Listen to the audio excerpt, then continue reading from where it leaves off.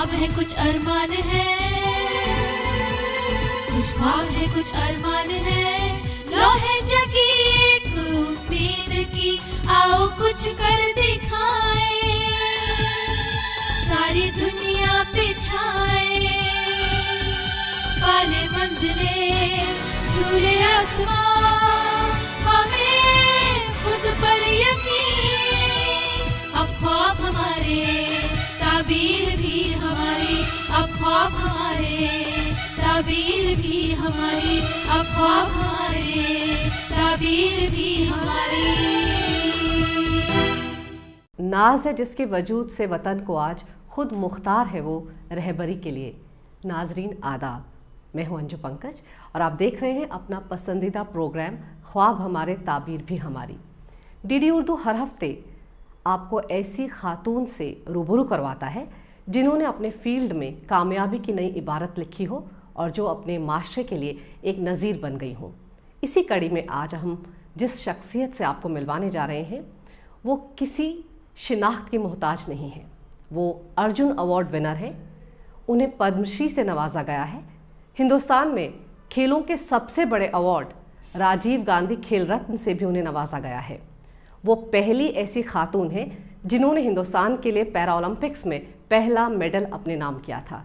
जी हाँ, हम बात कर रहे हैं पद्मश्री दीपा मलिक जी की। मोहब्बत करना हो तो कोई खुद से करे और अगर कोई कमी हो तो उसे खुद दूर करने की कोशिश करो। असल में जिंदगी का असली फलसफा यही है। ये सारी बातें दीपा मलिक की जिंदगी से सीखी जा सकती है। दीपा मलिक वो खातून है जिन्हें हुकूमत हिंद ने न जाने कितने इनामात और एजाजात से नवाजा है। मुल्क की खेल रत्न और पद्मश्री दीपा ने अपने पैरा ओलंपिक में करियर की शुरुआत उम्र के उस स्टेज से शुरू किया जिस उम्र में लोग रिटायर होकर घर बैठ जाया करते हैं और साथ में वो माजूर हो तो तसव्वुर भी बेमानी है। 46 साल की उम्र तक में 3 बड़ी सर्जरीज और 133 टांकों के साथ जिंदगी को न सिर्फ एंजॉय कर रही हैं बल्कि कामयाबी की नई और हैरत अंगेज इबारत लिख रही हैं। दीपा के पैरों में कमजोरी के बाद डॉक्टरों ने कहा कि उनके स्पाइनल कोड में ट्यूमर है।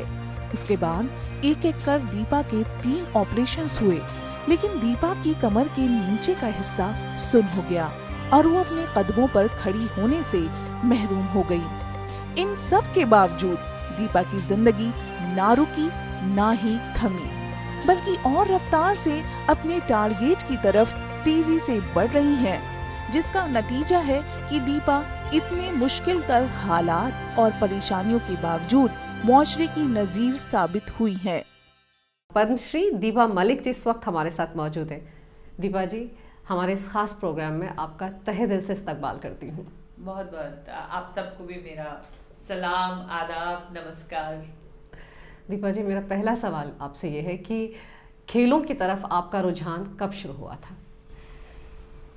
देखिए, खास खेल शब्द को पकड़ूंगी तो शायद सही नहीं होगा, लेकिन यूं कहूँगी कि मुझे बाहर निकलकर आउटडोर एक्टिविटीज़ बहुत अच्छी लगती थी। मुझे अच्छा लगता था कि मैं बाहर निकलूं, कुछ भाग दौड़ करूं, चाहे वो कैसी भी एक्टिविटी हो, चाहे मैं तैरूं, चाहे मैं पिट्ठू, सतोलिया, गिल्ली डंडा, पकड़म पकड़ाई, आंख में चौनी, मतलब बाहर रहूं। और कई बार मुझे इसके लिए डांट भी बहुत पड़ चुकी थी।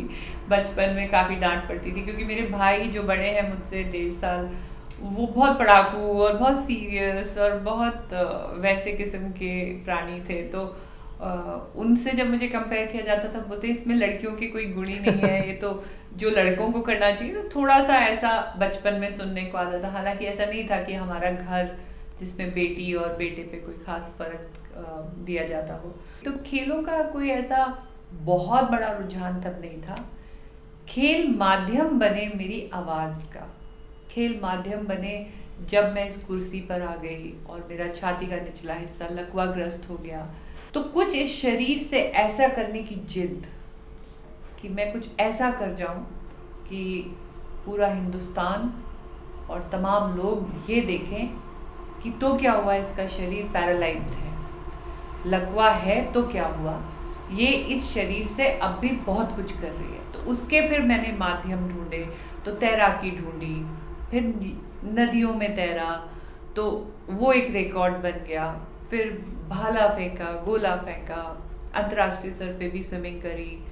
और जो खेलों का रुझान सही मायने में एक माध्यम था दुनिया को ये कहने का कि मुझे मेरे शरीर की अपंगता से ना पहचानो, मेरे मानसिक बल से पहचानो और इस शरीर में बची हुई काबिलियत से पहचानो। दीपा जी, ऐसा जज्बा बिरले लोगों में ही होता है और आपकी गिनती उन्हीं बिरले लोगों में ही होगी, लेकिन इतना हौसला, इतना जज्बा आखिर आप लाती कहाँ से हैं? हौसला, इंस्पिरेशन, आई थिंक जैसे मैंने आपको कहा कि पहला तो मेरा रुझान हमेशा बाहर खुले मैदानों में, खुली हवा में, पेड़ों में। मुझे एक बार घर से बाहर निकलना बहुत आवश्यक है, तो शायद एक वो चाह खुले में, क्योंकि जब मुझे लकवा हुआ तो बार बार लोगों ने ये कहा कि मल मूत्र की शक्ति नहीं है, पीठ में इतने टाँके आ गए हैं, शरीर लकवाग्रस्त हो गया है, तो ऐसी महिला का बाहर घूमना बड़ा मुश्किल हो जाएगा। इसके चलते शायद पति को भी ये समझ नहीं आया कि दीपा के अंदर तो वो आउटडोर व्यक्तित्व है, और उसी के बेसिस पे हमारा प्यार भी हुआ, विवाह भी हुआ। बहुत पढ़े लिखे फौजी अफसर, लेकिन प्यार में आकर उन्होंने फौज छोड़ दी ये सोचकर कि अब दीपा को लेकर जगह जगह जाना मुश्किल होगा। तो मुझे ये लगा कि मैं पढ़े लिखे समृद्ध परिवार से हूँ और मेरे शरीर के चारों तरफ की जो सोच है वो मेरे से सबसे लगे हुए जुड़े हुए लोगों को भी वही समझ आई जो समाज को समझ आती है। उनको ये एक ही ढांचे में डाला, एक ही नज़र में आका, हर एक का जो कहते हैं ना वजूद, हर एक की पसंद, हर एक के खुश होने के जो स्रोत होते हैं वो अलग होते हैं। बिल्कुल। किसी को खाना बना के खुशी मिलती है, किसी को पेंटिंग बना के खुशी बिल्कुल मिलती है। मुझे ट्रैवल करने का, बाहर जाने का शौक था। तो मेरे उस व्यक्तित्व की पहचान जब मेरे पति को ही नहीं रही, तो ये तो सबके साथ होता होगा, क्योंकि मैंने चल के भी दुनिया देखी, और फिर मैंने पलंग पे पड़कर एक ऐसे शरीर में भी मैं रही जिसमें ना कोई भी जान नहीं बची थी। तब एक विचार आया, क्योंकि बार बार अपने आप से सवाल करती थी कि मैं ही क्यों, मुझे ही क्यों चुना गया ये बीमारी देने के लिए। और तो कहीं ना कहीं एक कहते हैं ना कि बिजली दिमाग में कड़कना, या वो कहीं से एक रोशनी का नजर आना, या इस बात का सत्य होना कि मेरा नाम दीपा है और दीपा एक दीप के तरह होता है जो एक रोशनी का प्रतीक है। तो मुझे शायद इसलिए चुना गया है कि मुझे ये रोशनी दुनिया को देनी है कि हर दिव्यांग बाद में हर अपंग व्यक्ति को निठल्ला, बर्बाद, उदास, कमरे में बंद ऐसा ना सोचा जाए। उसके लिए अवसर ढूंढे जाएं। उसका जो वजूद है, जो उसकी चाहते हैं, जो उसके ख्वाब है, उसको बुनने में मदद देना शायद प्यार का सही रूप है। उसको उसके हिसाब से जीवन के रुख को देना, जीवन की सड़क को देना, वो शायद ज़रूरी है। और ये तो मैं हूँ जो मॉडर्न और बहुत फॉरवर्ड विचारों वाले परिवार से हूँ। तो उन महिलाओं का क्या होता है, उन बच्चियों का क्या होता है, उन अपंगों का क्या होता है जो दिव्यांग बनने का सपना देखते हैं। तो शायद मेरे जीवन से मैं कुछ ऐसा करूं कि मेरे घर वालों की धारणा तो बदले ही, पूरे समाज की, पूरे संसार की धारणा बदले। तो कुछ एक जोश वहां से। और दूसरा मैं यही कहूंगी कि मेरी 2 बेटियां थी नन्ही नन्ही। मैं नहीं चाहती थी कि मेरी बेटियां भी मुझे उस नज़र से देखें। मैं उनके लिए एक नई नज़र बनाना चाह रही थी कि कम से कम ये 2 नन्ही बच्चियां जब बड़ी हों, और जैसे जैसे ये गुलिस्तां में खिलें, तो इनके गुलिस्ता में किसी भी फूल को दबावा कुचलावा ना महसूस किया जाए, वो अपनी माँ को भी खिलावा देखें। दीपा जी, जब ये सब कुछ आपके जहन में चल रहा था और आपकी पर्सनैलिटी का दूसरा आयाम आपके शौहर को पता चला, तो फिर उनका पहला रिएक्शन क्या था? उनका रिएक्शन ये था कि देखो, मैंने तुम्हारे लिए इतना सुंदर कमरा बनवा दिया ससुराल में, जहाँ पे मेरे सास ससुर जी सेटल थे, तो वहीं पे फार्म हाउस है उनका, तो उसी पे मेरे लिए एक स्पेशल रूम बनाया गया, स्पेशल बाथरूम बनाया गया, एक आया रखी गई। तो मैंने उन्हें कहा कि आपके प्यार में कमी नहीं है, लेकिन मुझे अपनी उड़ान भरनी है, मुझे अपने वजूद को ढूंढना है। अभी मैं एक किस्मत वाली दीपा हूँ जिसे इतने अच्छे पति मिले हैं। मैं एक ऐसी दीपा हूँ जिनको अभी भी सास ससुर रखे हुए हैं। मैं एक ऐसी दीपा हूँ जिनके बच्चे बेचारे शायद रुड़ के बड़े होंगे। तो मुझे वो दीपा ढूंढनी है जिसके आगे खुश दीपा, स्वस्थ दीपा, एक्टिव दीपा, ऐसा वजूद जुड़ा हो। आत्मनिर्भर दीपा जो खुद अपने पैसे किसी पे थोपा गया, डिपेंडेंट, जैसे बीमार दीपा ना कहलाई जाए। तो अभी भी गाड़ी चलाने वाली दीपा, मोटरसाइकिल चलाने वाली दीपा, बाहर जाके खेलने वाली दीपा, घूमने वाली दीपा। तो वो बोले कि ठीक है, मेरा दायरा ये है और तुम्हारे दायरे में बंद नहीं करूंगा। तो मैंने कहा कि ये अब जो नया दायरा है वो मेरा, और जब तक मैं वो नहीं पूरा वजूद अपना बना लेती, आप साथ नहीं रहेंगे। अच्छा जी, ये हमारी शर्त थी, ना मैं आपसे 1 रुपया लूंगी और ना आप साथ रहेंगे। क्योंकि जब भी एक महिला के साथ पति 5 मिनट के लिए भी दिख जाए 24 घंटे में से, तो उस महिला की पूरी मेहनत का जो पूरा हिसाब किताब है वो पति पे रख दिया जाता है कि क्योंकि पति साथ है इसके लिए तो आसान है। तो ऐसा नहीं है, हम बहुत खुशी खुशी अपने 30 वर्ष पूरे कर चुके हैं विवाह। बहुत बहुत बधाई आपको। लेकिन पिछले जो ये सफर है, जिसे मैं एबिलिटी बियॉन्ड डिसेबिलिटी की एक जर्नी कहती हूँ, इसमें मैं बहुत छाती ठोक कर कहती हूँ कि मैंने 1 रुपया न पति, न पिता, न ससुर, न भाई, किसी मेल व्यक्ति से, किसी पुरुष से नहीं लिया है। इसको अपनी मेहनत से पाई पाई जोड़ा है। दीपा जी, जिस वक्त आपने पैरा ओलंपिक्स में जाने का सोचा, तो उस वक्त किस किस तरह की दिक्कतों से आपको 2-4 होना पड़ा? देखिए, पहला कदम तो घर के नज़दीक ही था, एक छोटा सा गार्डन रेस्टोरेंट खोला था। तो उस रेस्टोरेंट के चलते थोड़ी आर्थिक आत्मनिर्भरता भी आई, और उस रेस्टोरेंट के चलते जो आज की नई पीढ़ी है उससे मुलाकात हुई। नए आर्मी के अफसर, नए कॉलेज के बच्चे, उनसे ये पता चला कि कंप्यूटर के अंदर एक नई दुनिया रहती है। इंटरनेट से आपको बहुत कुछ पता चलता है। मेरे पास तो न टांगी थी और न चलने के लिए कोई फुटप्रिंट्स, पद चिन्ह नहीं थे। मुझे अपने आप ही चलना था और अपने पद चिन्ह खुद बनाने थे, क्योंकि जो चीज़ें मुझे करनी थी वो मुझे नहीं समझ आ रहा था कि भारत में पहले किसी ने करी थी। तो इंटरनेट से काफ़ी मदद हुई, काफ़ी सीखा, चीज़ों के बारे में पता लगाया। फिर मैं पहले बाइकर बनी, सो कॉल्ड। अच्छा। उसकी अपनी जर्नी रही, उस पर आप एक किताब लिख सकती हैं, वो इतनी अपने आप में यूनिक जर्नी थी। वो करने के बाद फिर मैंने कार रैलीज, क्योंकि कुछ जिद थी कि वो पहिए क्यों जो ईश्वर ने दिए, वो पहिए जो मुझे पसंद है। वो पहिए क्यों जो ईश्वर ने दिए, वो पहिए जो मुझे पसंद है। कि मतलब ठीक है, और वो भी है कि खुद ही को कर बुलंद इतना, तो खुदा ने खुद पूछा कि पता ये पहिए मेरे नहीं पसंद तो कौन से पसंद, और वो आए। बिल्कुल। और वो ऐसे नहीं आए, वो वर्ल्ड रिकॉर्ड्स बनकर आए। तो उनके लिए नई पॉलिसीज बनी, क्योंकि गाड़ियों का रजिस्ट्रेशन, हम जैसे दिव्यांग लोगों के लिए लाइसेंस का बनना, तो वो अपने आप में एक सफ़र रहा। लेकिन उस सफ़र से और लोगों से मिलने जुलने से मुझे पता चला कि खेल भी होते हैं।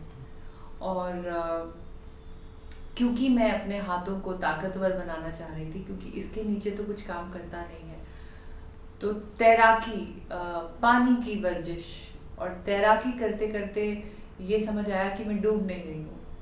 तो मुझे खेल मिल गया, एक ऐसा खेल मिल गया जिसमें मैं, मेरा शरीर, मेरे हाथ और मेरी अपनी मूवमेंट, कोई मुझे पकड़ नहीं रहा है, कोई मुझे बिठा नहीं रहा है। एक बार पानी में जाने के बाद मैं स्वतंत्र हूँ और अपने शरीर को अपने आप हिला सकती हूँ। तो एक उसने मुझे एक बहुत आत्मविश्वास दिया, एक बहुत अंदर से मेरे जोश भर गया।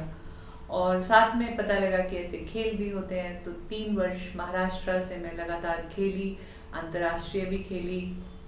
फिर ठंडे पानी में मुझे तकलीफ हुई, ठंडे पानी में मेरा शरीर अकड़ जाता है, तो वो एक मेडिकल कंडीशन। जब आप स्विमिंग के लिए गए? स्विमिंग के लिए जाते हैं तो गर्मियों के महीने में तो ठीक है, पर सर्दियों में मेरा कोई पार नहीं पड़ता था। तो ये कह के एक हार मानकर नहीं छोड़ना चाह रही थी, तो मैंने कहा चलो गर्मियों में एक वर्ल्ड रिकॉर्ड बनाती हूँ। मैंने यमुना नदी तैर के पार करी और वहाँ से लगभग 40 वर्ष की आयु में फिर मैंने एथलेटिक्स का रुख किया। तो 40 वर्ष में मैंने पहली बार शॉर्ट पुट और जैवलिन जी वो सीखा। और वही साल था कि मैंने सीरियसली फिर राष्ट्रमंडल खेल जो हमारे कॉमनवेल्थ गेम्स दिल्ली में हुए थे, तब मैंने अपना रेस्टोरेंट बंद करके और दिल्ली का रुख किया। चलो दिल्ली। दीपा जी, हमने सुना है कि अभी हाल ही में आप जर्मनी गई थी, तो वहाँ पर क्या कुछ हुआ? क्योंकि ये भी कहा जा रहा है कि वहाँ पर भी आपने देश का नाम रोशन किया है। जर्मनी एक बहुत अच्छा एक जिसे कहते हैं एक्सपीरियंस, और मैं बहुत गर्व के साथ कहती हूँ कि मैं एक बार फिर भारत को पूरे संसार के मैप के ऊपर रख पाई हूँ। क्योंकि ये पहली बार है महिला या पुरुष की अंतर्राष्ट्रीय पैरालंपिक कमेटी, जिसके तहत लगभग 184 कंट्रीज, ग्रुप्स, फेडरेशंस जुड़ी हुई हैं। तो एक 184 देशों में मुझे woman of the year in Paralympic movement चुना गया। तो ये पहली बार है कि भारत के किसी खिलाड़ी को ये almost Oscars of para sports इन्हें हम मानते हैं। बहुत खूब, तो वहाँ इसके लिए बहुत बहुत बधाई आपको। Thank you so much. अभी हाल ही में आप न्यूजीलैंड में भी 15 दिन के टूर से वापस आई हैं, तो वहाँ पर क्या कुछ खास हुआ वो भी जानना चाहेंगे। न्यूजीलैंड देखिए, जो सोच मैंने भारत के लिए रखी थी कि महिला चाहे किसी भी शरीर में हो, किसी भी उम्र में हो, अगर वो अपने ख्वाबों को बुनना जानती है, उसमें मेहनत के रंग भरना जानती है, तो हमेशा ही सफल और सशक्त हो सकती है। ये विचार इतना स्ट्रांगली आया, मेहनत तो बहुत लगी, सालों लग गए, लेकिन उसका जो अंत में परिणाम ये रहा है कि एक प्राइम मिनिस्टर जो दूसरे देश की हैं, जेसिंडा आर्डर्न मैडम न्यूजीलैंड की, वो अपनी फेलोशिप के लिए पूरे भारत के 130 करोड़ भारतीयों के प्रतिबिंब को, एक नए भारत के प्रतिबिंब को वो दीपा मलिक में देखती हैं। और वो दीपा मलिक को चुनती हैं कि ये है भारत का बदलता स्वरूप। और दोनों देशों के बीच के जो रिलेशनशिप्स हैं, उसमें मैं 130 करोड़ भारतीयों का वहाँ पे जाके प्रतिनिधित्व करती हूँ।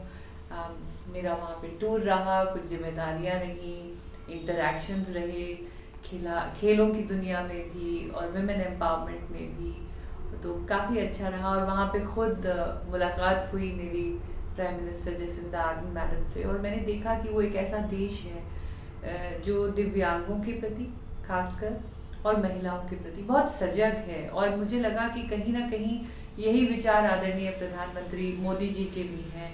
तो बहुत समानता रही फोकस में कि वो अपने देश को कैसा देखना चाहते हैं। तो बहुत अच्छी मुलाकात थी। दीपा जी, आपकी कामयाबियों की फेहरिस्त इतनी लंबी है कि मेरे पास अल्फाज कम पड़ जाएंगे उन्हें बयां करने में। मुझे लगता है कि एक नहीं बल्कि कई एपिसोड्स आपके साथ शूट करने पाएंगे, तभी हम आपके पूरे सफ़र को दिखा पाएंगे। लेकिन अभी हाल ही में आप केबीसी में भी गई थी, तो बिग बी से मिलने का एक्सपीरियंस कैसा रहा? देखिए, मैं अमिताभ बच्चन जी से पहले भी 1-2 बार मिल चुकी हूँ, लेकिन इतना मैं अपने आप को एम्पावर कर पाऊंगी कि मेरी कुर्सी हॉट सीट में बदल जाएगी। एक ऐसी हॉट सीट जिस पे बैठने को पूरी हिंदुस्तान की जनता बेताब रहती है और सालों साल लगी रहती है। बिल्कुल। तो कहीं ना कहीं मेरी ये पूरा जो सफर, ये जो चीजें हैं, केबीसी में बुलाया जाना, कहीं ना कहीं सफर को एक खूबसूरत अंजाम देती है, या कहते हैं एक सर्टिफिकेशन, एक वैलिडेशन देती है कि जो रास्ता तुमने चुना वो वाकई इम्पैक्टफुल रहा या उसने जिंदगियों को छुआ। दीपा जी, ऐसा जज्बा बहुत कम लोगों में देखने को मिलता है।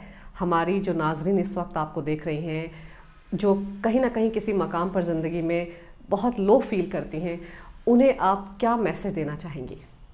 बार बार मैं इस मंच से, जो भी मंच मुझे मिलता है, मैं एक ही बात कहती हूँ कि दुनिया आपको उस नज़र से देखती है जिस नज़र से आप खुद अपने आप को देखते हैं।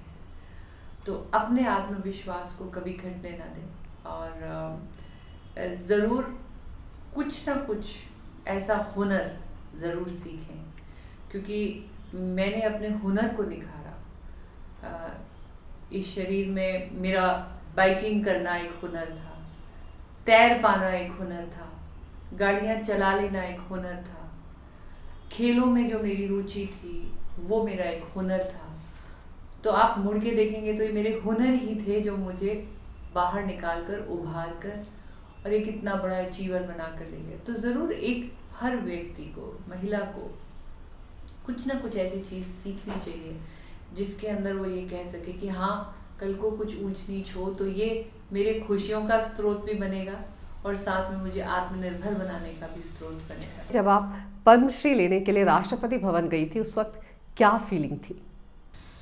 राष्ट्रपति भवन तो मैं 5 बार मेरे पास 5 राष्ट्रपति पुरस्कार है आई थिंक, लेकिन जब भी उस भवन में कोई जाता है, राष्ट्रपति जी हमारे देश के पहले सिटीजन माने जाते हैं और शायद इतना बड़ा खिताब, और इसके साथ एक बड़ी एक चीज़ जुड़ी हुई है कि जब भी मैं उस मंच पे जाती थी और पता नहीं क्यों मेरे पिताजी कहते थे कि अरे वाह, तुमने मेरे जीवन के इतने साल बढ़ा दिए। मेरी शिकायत है मेरे पिताजी से कि मैं तो जीतती रही तो क्यों उनके साल बढ़े नहीं।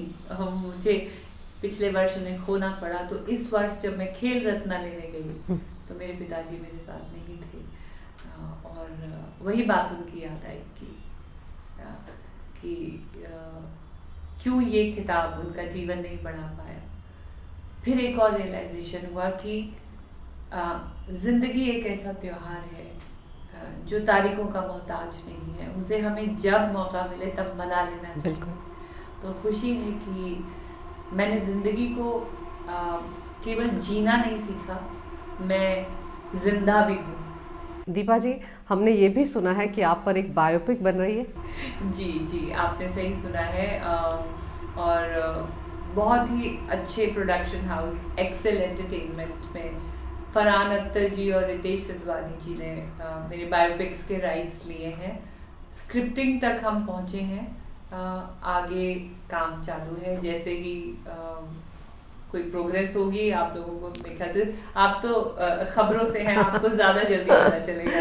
लेकिन एक बायोपिक बन जाए आपकी ज़िंदगी पर, ये काफ़ी नहीं होगा, क्योंकि आपकी ज़िंदगी के कई आयाम हैं और वो सब भी सामने आने चाहिए। तो कभी ये ख्याल आया है कि अपने सफ़र पर एक किताब लिखी जाए?